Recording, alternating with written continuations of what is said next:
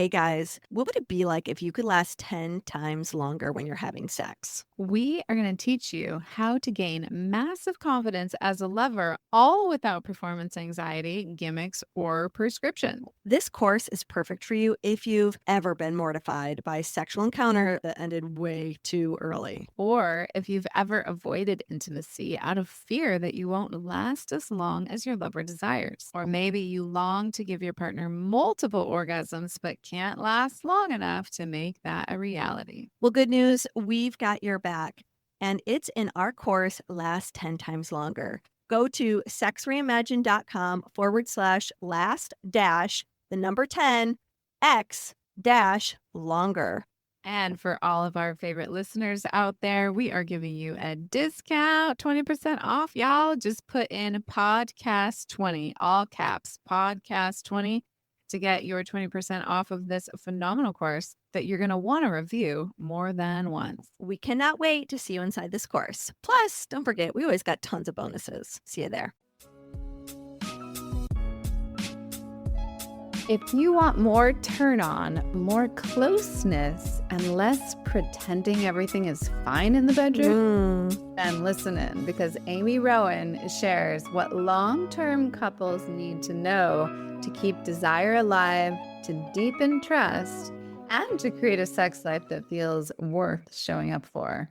I'm Dr. Willow Brown here with the one and only Leah Piper. We are Sex Reimagined, and we're so excited for you to learn from the one and only Amy Rowan.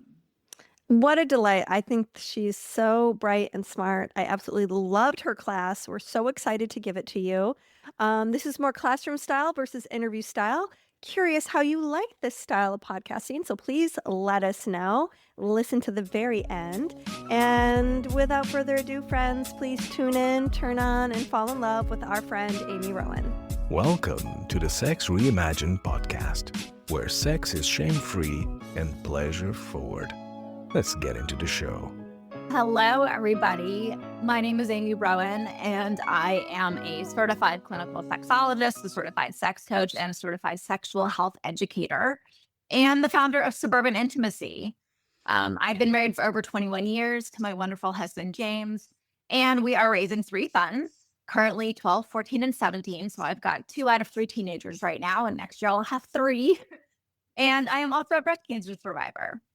The first thing that I want to do is just send a huge thank you to Dr. Willow and Leah for inviting me to be a part of your Power of Pleasure Summit, and I'm grateful to be a part of it. I also really want to take a moment to acknowledge every single person who's listening right now, because the fact that you are here, you're carving out some time of your life to listen and learn, it tells me that you're smart and you're dedicated and you're deeply committed to the health of your intimacy, to the health of your relationship if you're in one. And that is an absolutely beautiful thing. And you are obviously in the right place for it. Because if we're going to talk about the power of pleasure, we have to reimagine how pleasure and intimacy fits into a long-term relationship, especially when life gets chaotic. And I know this landscape of long-term partnerships. I absolutely remember the exhaustion of the early years when my children were small. My husband, James, and I, we would call it Project Prevent Siblings. That phase, it's when you're so tired that the mere thought of sex feels like a tax audit. But now we are in the thick of parenting teens. And let me tell you, you hear about parenting teens, but no one can fully prepare you for the intensity of what this looks like. When your kids are small, the problems are smaller and easier to fix. It's diapers and tantrums, and you're tired, you're exhausted, but small kids, small problems. With teens, the problems become more complex. And for us, this means we have a house full of night owls, dealing with technology struggles, big emotions, and living under the constant microscope and criticism of all of these people who judge every single move that we make, and they cannot even vote or drive yet. But on top of that, there is also the very heavy, invisible weight of the mental load.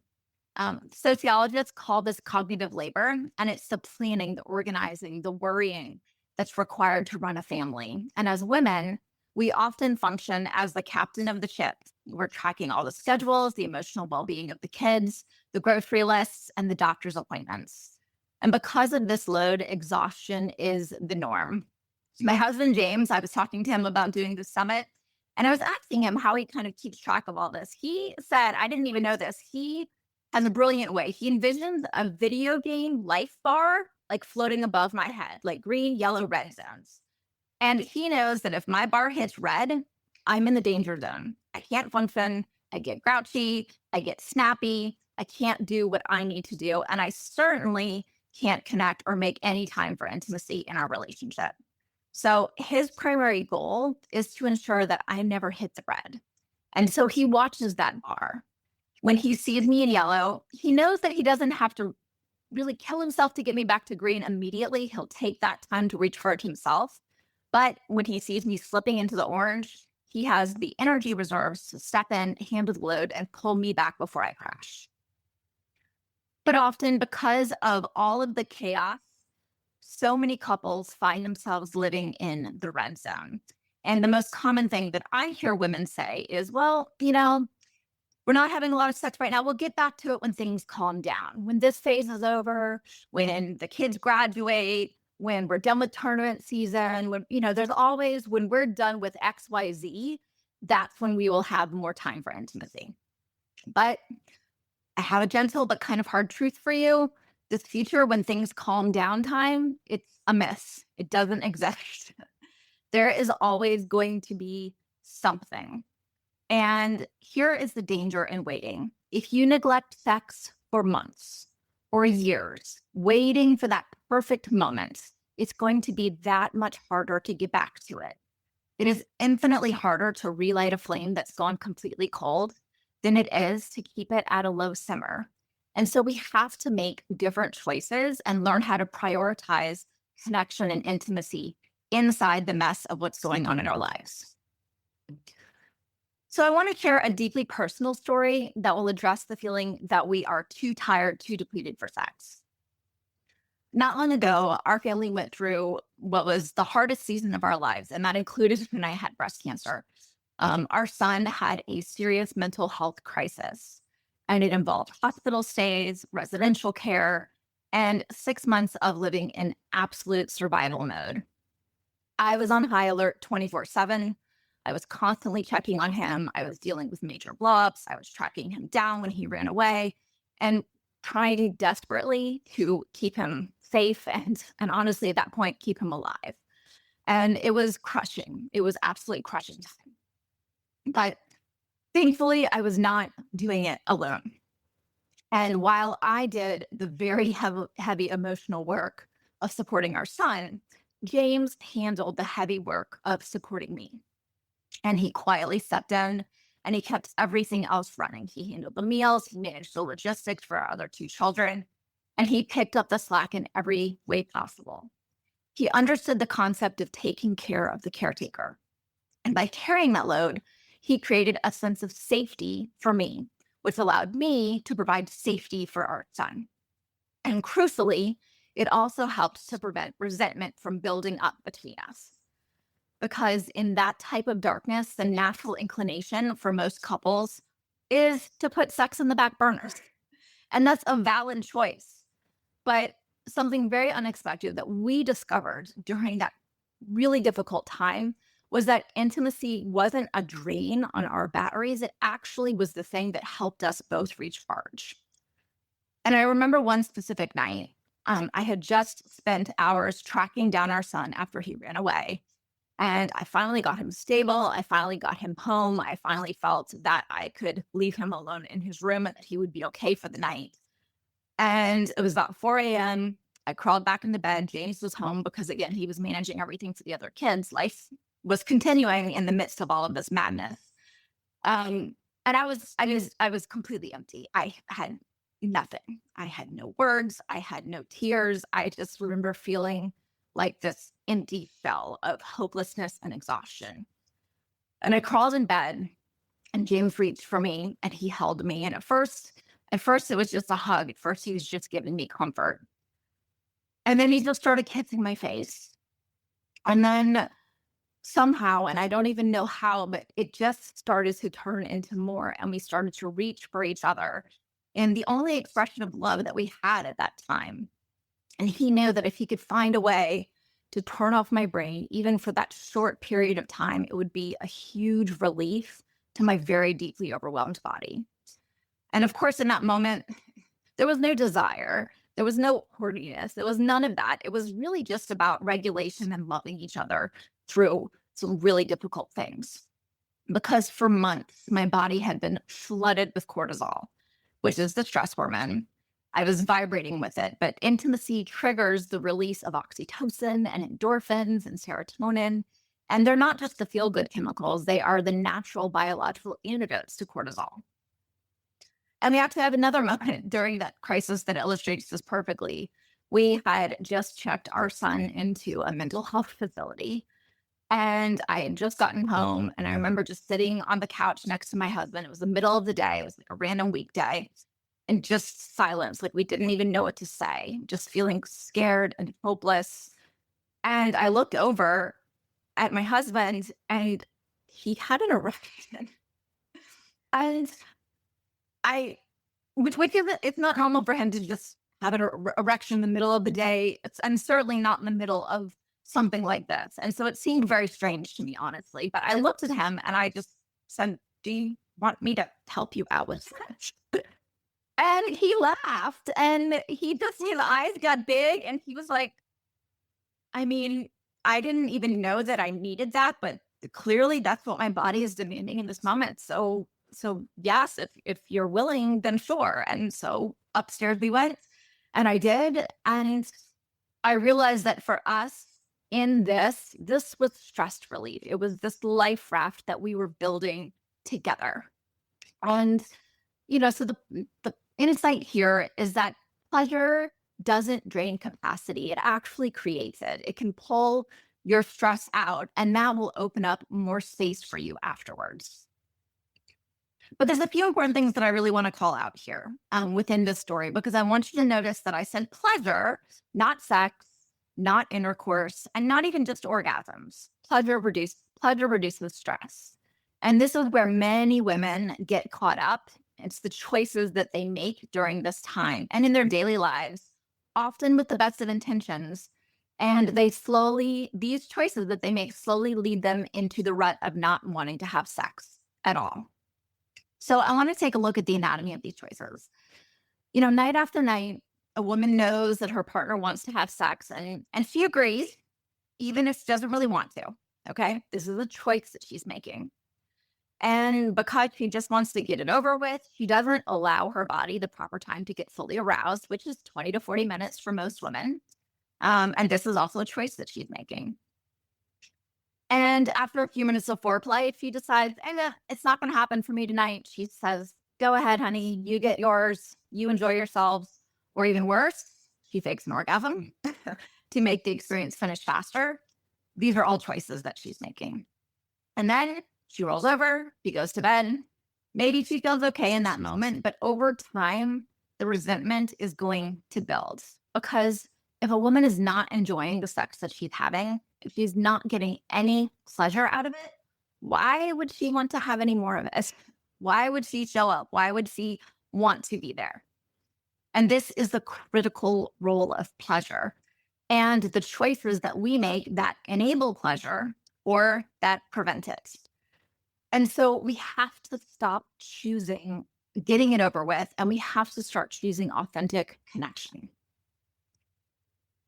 So if these choices that we're making lead to resentment, how do we make different choices? Well, the first thing is just realizing that you do have a choice in the matter, because a lot of people don't realize that. So once you recognize that you are making choices, you can then choose to make the same choices, or you can choose to do something different. But we also don't really have to guess on this. The work of Dr. Emily Nagoski, she said that sexually fulfilled couples exhibit 3 key characteristics, and I really love this. The number one is they're good friends who trust each other. And this is critical. If you are not connecting outside of the bedroom, it is going to feel incredibly difficult to connect inside. And in my marriage, this relates back to that green, yellow, red bar that I told you that James envisions above my head. Um, and he says that he pays attention to two types of communication that I give him: explicit, which are the things that I directly ask for, and implicit, which is my mood, my body language, and my stress level. And he knows that when I'm in the yellow or orange, maybe I'm moody, maybe I'm stressed, these are implicit signals. And instead of waiting for me to ask, he proactively mitigates the things that are causing me anxiety. He checks the calendar, he handles the mornings, he prevents the red zone so that I can stay in a place where connection is possible. The second characteristic of sexually fulfilled couples is that they prioritize sex. They recognize that it takes time and effort and scheduling. Great sex doesn't just happen. When I joined just before my session, you were talking about setting the stage and creating the scene. And that's really important. You can't just stumble into having amazing sex. That's not how it works. And then couples define their own sexual norms. They reject societal expectations. Most of us have been taught a fairly similar script of how sex is supposed to happen. And you follow that script along. You kiss. Let's take a quick break.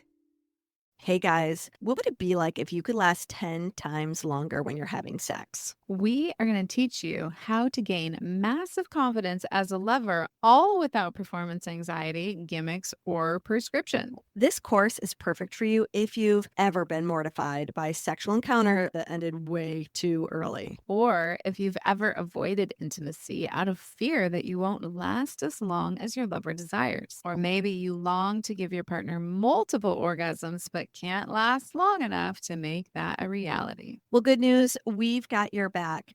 And it's in our course, Last 10 Times Longer. Go to sexreimagined.com/last dash the number 10 X dash longer. And for all of our favorite listeners out there, we are giving you a discount, 20% off, y'all. Just put in podcast 20, all caps, podcast 20, to get your 20% off of this phenomenal course that you're going to want to review more than once. The link is in the show notes. We cannot wait to see you inside this course. Plus, don't forget, we always got tons of bonuses. See you there. For a little bit, you touch, you do this to him, he does this to you, then you have intercourse, and then once the guy has their orgasm, sex is done, you roll over and go to bed, right? And that is fine sometimes, but it also can get quite boring. And so when couples can create their own pattern that works with their lives, whether that's changing timing, whether that's exploring new things together, try things in a different order, and goodness gracious, make it fun. I think we forget that sex is supposed to be fun. It becomes this very serious thing. And so bringing in toys, lingerie, or whatever it is that turns you on, giving yourself permission to explore those things will bring the fun back. So knowing all of this research, how do we apply it? I have 5 easy tips that I want to share with you. So the first thing that I want to address is this big lie, this huge lie that we've been told about sex, which is, I call it the myth of spontaneous sex.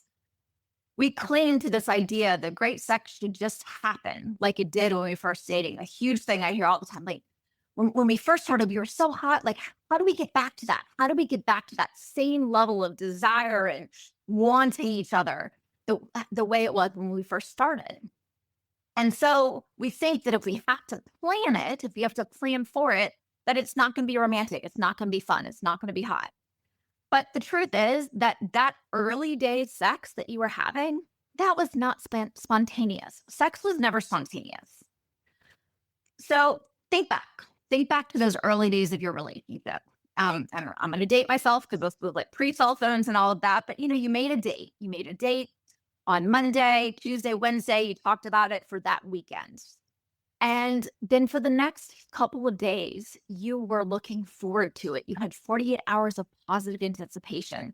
You planned your outfit. You shaved your legs. You were discussing things with your girlfriend on what you were going to say, what you were going to do, and just really, really looking forward to that moment. And so you spent all of the time between when you planned the date to when you actually went on the date, getting excited, planning for connection, and you look forward to it. And so when you finally got together on your date and you had a really wonderful time because you've been looking forward to it all that time, and then you started ripping each other's clothes off and having, that animalistic, spontaneous sex, it wasn't spontaneous at all because you've been building up to that moment all of the days before. So now in this long-term relationship, we are elbow deep in laundry and life. And yes, we still think that planning is unromantic. But I want you to think about this like hosting a dinner. So imagine you have some friends that drop by unannounced. You rummage through the fridge, you throw something together, you go through the pantry, and maybe you're able to pull something together. You give them some like leftover nachos or something. And, if they're your friends, whatever, they don't really care about the nachos. It's fine. It does the job, right? But now I want you to imagine that you are inviting the CEO of your company over for dinner. You don't want to serve the CEO of your company soggy nachos, right? So you're going to plan. You're going to set a date. You're going to buy groceries.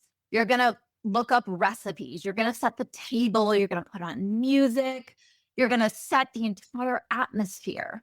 And all of that planning signals to your guests that you're important to me. This experience is important to me. And I value this time that I'm having with you. So your partner is the CEO of your life. So why are we serving this person leftover nachos? Right? So when you practice the intentional yes, you schedule the date, you don't serve the nachos, and you go into this with planning. The second thing that we need to talk about is context, and this helps explain why planning works. Because our brains have a sexual excitation system, which is our accelerator, and a sexual inhibition system, which is a brake. And the accelerator are all the things that turn you on, right? It's a touch, it's a look, it's music, it's getting in a good mood, it's jokes, it's games, it's all of those things that help turn you on. And your brain brake notices all of the reasons not to be turned on. And this is stress and kids and dirty dishes and all of those things. And with context, if you think about it like being tickled, if your partner tickles you when you're happy and flirty, it's fine. You're like, oh, yeah, you laugh, right?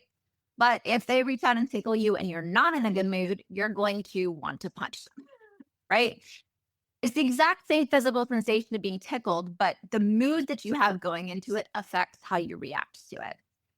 And I have to say, James has become quite brilliant at this. He pays attention, like I said, to those two different types of communication. And when he sees the implicit signals that I'm stressed, and that means my brake is on, he doesn't wait for me to ask. He proactively handles the thing, whatever it is. And this helps me to release the brake. And he also knows how to hit the accelerator. And I have a kind of funny one because one of my breaks has always been fear that our children were going to be able to hear us having sex. And so he learned to start turning on all the bathroom fans around the house because it creates some white noise.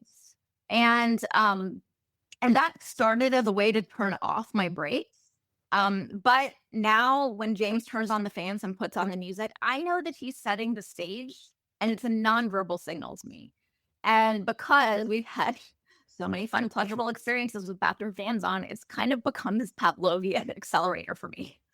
So the important thing is not to just initiate sex. You've got to set the stage and make sure that the context makes it easy for the person who needs a little bit more time to warm up to just show up. Tip number 3, I call this secure the perimeter. And you have to protect your privacy. If you have teens like ours, you know that they're night owls. And we used to try to wait for them to go to bed, but we realized that if we continued to try to wait for them to go to bed, we would never have sex ever again. So we learned to secure the perimeter. The first thing we did was we started to treat our calendar like a dating app. There's so many couples that look for excuses not to have sex, right? I'm too busy. I'm too tired. There's all these different things going on. But when James and I see a gap or an overlap in the schedule, we claim it. So it's like, hey, this kid is going to be at swim practice and this kid is going to be over at this person's house. So we're going to have a couple hours. Like, shall we schedule a little rendezvous? And that also means getting creative with opportunities. So, for example, with teens, They stay up late, but they also sleep late, right? So a Saturday morning when the house is asleep is a real prime opportunity.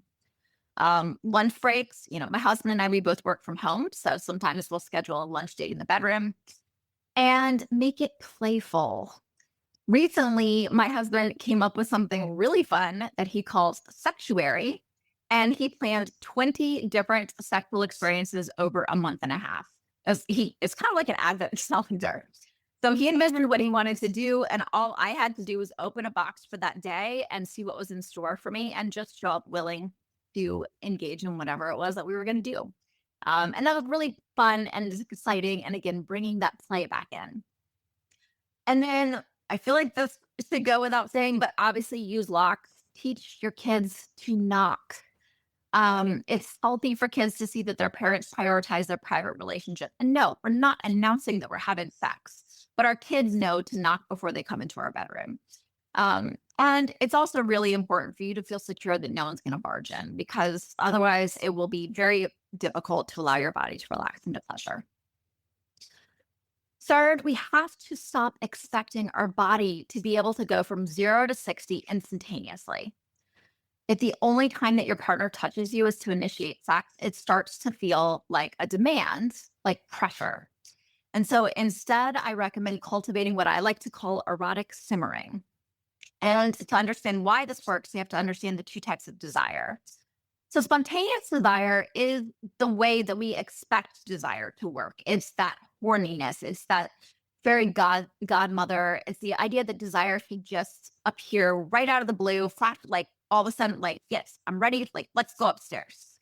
And for many people, typically men, though it's not always along gender lines, women experience this too. But for a lot of people, this is the norm, is that spontaneous desire. But the other type is responsive desire. And this is how the majority of women actually operate. Desire emerges in response to pleasure and connection. It kicks in after arousal has started. It kicks in only if the context of the situation is right. So again, think about the physics of fire. It is infinitely harder to relight a flame that's gone completely cold than it is to keep it at a low simmer. And so simmering means that foreplay starts at breakfast. It doesn't start at bedtime when you climb into bed. And James knows that the first time that he touches me, it was when we climb into bed at 10:30 at night. My responsive brain has not had enough runway to take off. And so we simmer to keep the context sexy all the time. And that looks like snuggling on the couch the night before, but no intention, no agenda. It's a lingering kiss in the kitchen before work. It's a flirty text in the middle of the day. There are so many fun, dirty memes that you can send back and forth. I highly recommend exploring them. Or it's a butt smack or a look that says, I desire you, but without demanding sex in that exact moment, without expectation, without expecting it later. And the partner that has the higher spontaneous sex drive has a specific job to do here. And that's to proactively turn on the ons and turn off the offs.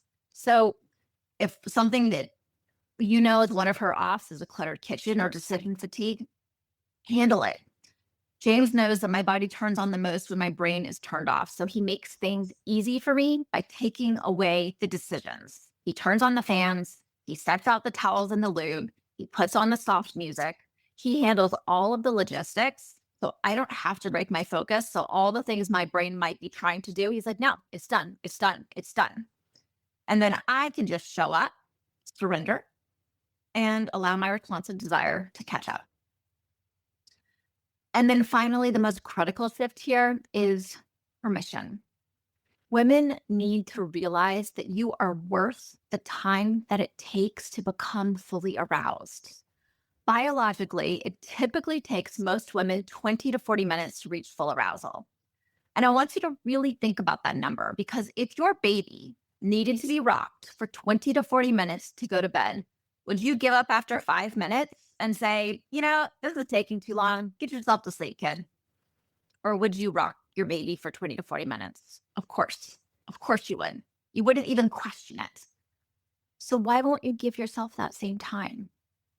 A huge shift that I realized is that once I gave my body permission to let it take as long as it takes, everything changed.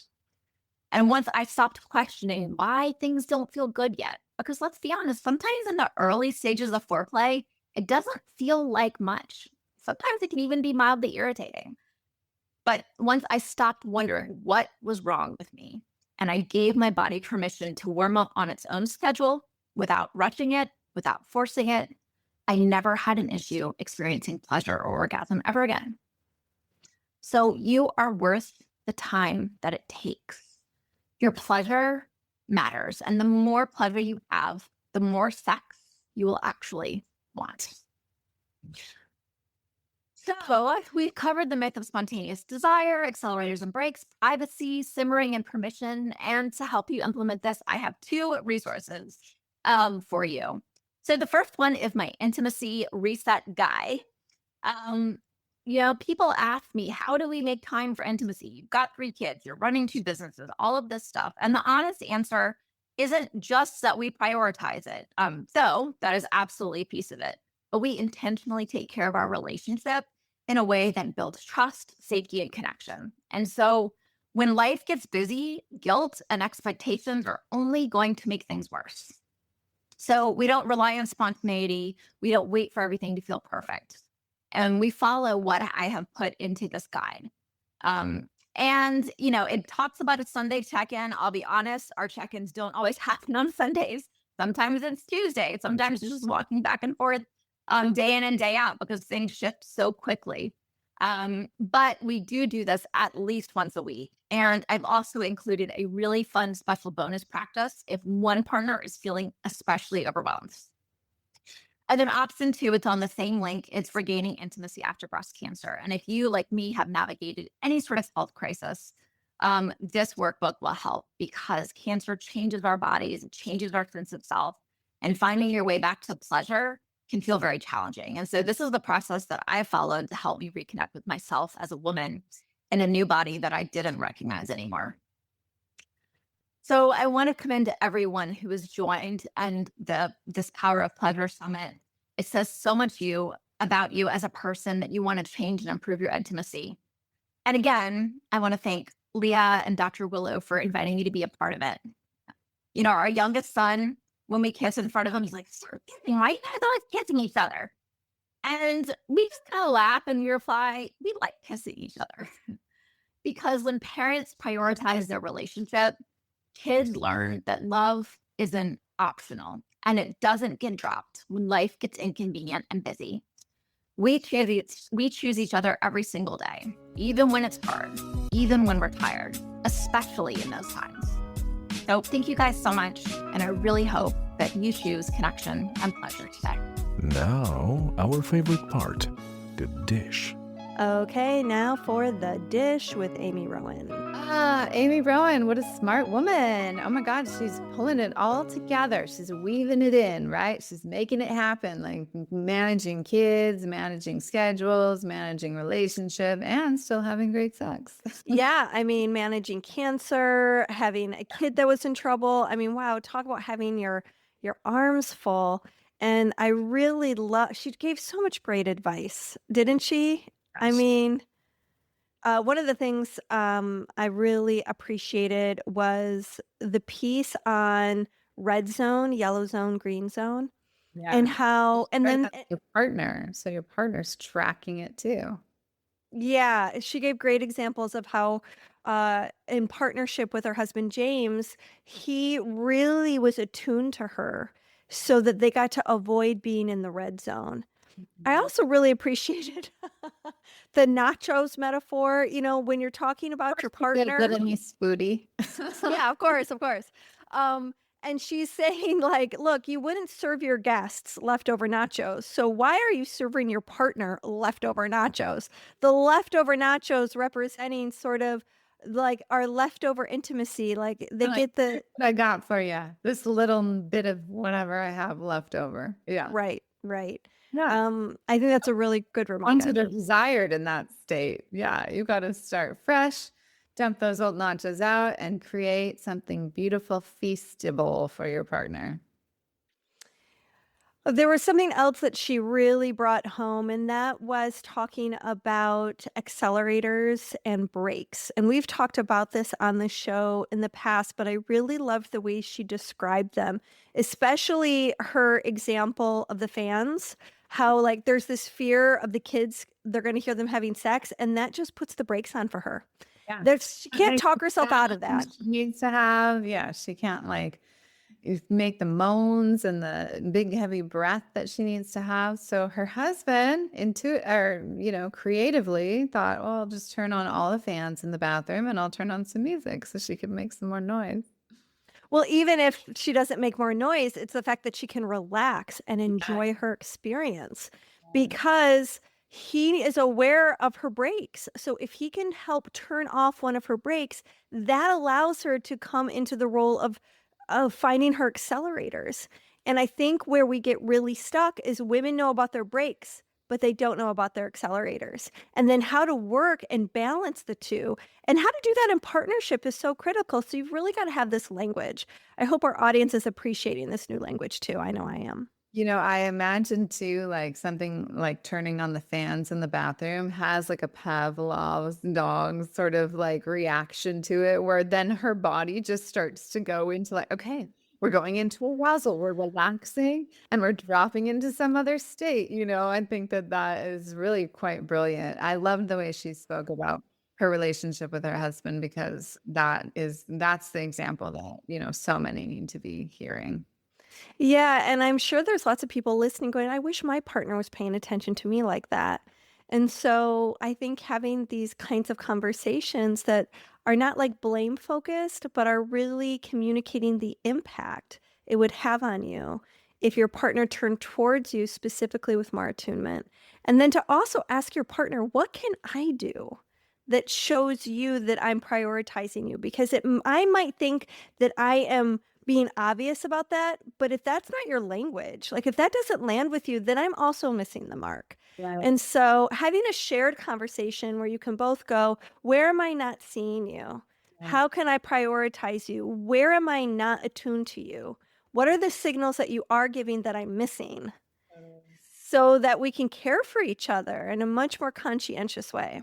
It definitely, like when you are doing that and when you're in relationship and you are actually having good, satisfying, healthy, like inspiring sex on a regular basis, all the other things that you're dealing with are easier to deal with, the cancer diagnosis, the journey with the troubled children, the just keeping it all together.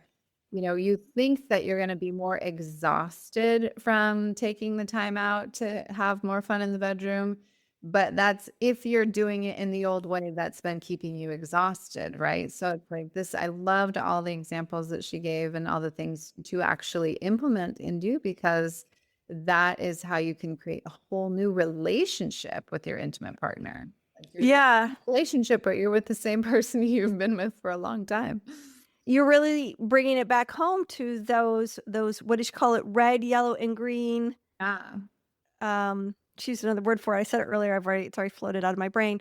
But those zones, right? Those red, yellow, and green zones where if you're paying attention, you could be going through the shitter, right? Like your parent could be dying or, like a health emergency, or there's, some emergency with your kid, and how we hold each other during crises and how we can buffer each other from our red zones. Man, this is what makes relationship like the biggest blessing. But it's also those situations that can break people up. And I feel like, God forbid you find yourself in one of those transitions and inflection points in your life. I hope you plug in someone like Amy Rowan to remind you how your intimacy can get closer when you are navigating an obstacle together. Instead of using that obstacle against each other, you face the obstacle together, and intimacy can grow from that, from those crises. Such a huge difference, such a different way of being in a relationship. And I want to say too, it takes two to tango. You cannot do this all by yourself. Like your partner has to be on board and willing and like, yeah, let's implement, let's learn, let's see what we can navigate together. Let's see if we can co-create something even more close and bonding throughout this challenging struggle. One of the things I love to do is put a container around everything. Mm. So like, let's say you do get, your parent does get a diagnosis and you're like, okay, here we go. We're going through this next portal. Put a container around it, which to me means like calling in spiritual support and guides and guardians and like asking for a spiritual team to walk you through it. But a container could also be like, for the next 3 months, let's you and I, life partner, like be on this page together and do these practices for the next 3 months of this, dealing with this whatever. This is where people who have a really strong religious faith come out really strong. When you have a shared faith, like people who are devout Christians or are, Jewish and very devout in their Judaism, they often have this built in, and it is supported by community where there's a container where they kind of go to a higher power to help them when they're being faced with adversity. And more statistically, especially in America, we are moving away from organized religion. And I think if there was something that we could still learn from organized religion, it is how to use creatively the power of container. That would be our language, our spiritual language for it, right? Which is different than a religious tradition language, but something that is prayer like, that makes you feel like you're being held by something bigger than yourself. So you're not shouldering the burden all by yourself. Right. I think it's a beautiful gift that we could all learn from. Yeah, absolutely. Yeah. All right. Well, All right. love you. Thanks, everybody. See you on the next one. Thanks for tuning in. This episode was hosted by Tantric Sex Master Coach and Positive Psychology Facilitator Leah Piper, as well as by Chinese and Functional Medicine Doctor and Taoist Sexology Teacher Dr. Willow Brown. Don't forget, your comments, likes, subscribes, and suggestions matter. Let's realize this new world together. Awaken Arousal Oil is my new best friend. Like Laura says, holy forking shirt balls, did it deliver on its promise. I could feel the blood flow and warmth, and that was the easiest I've ever achieved multiple orgasms. This is all natural botanical oils.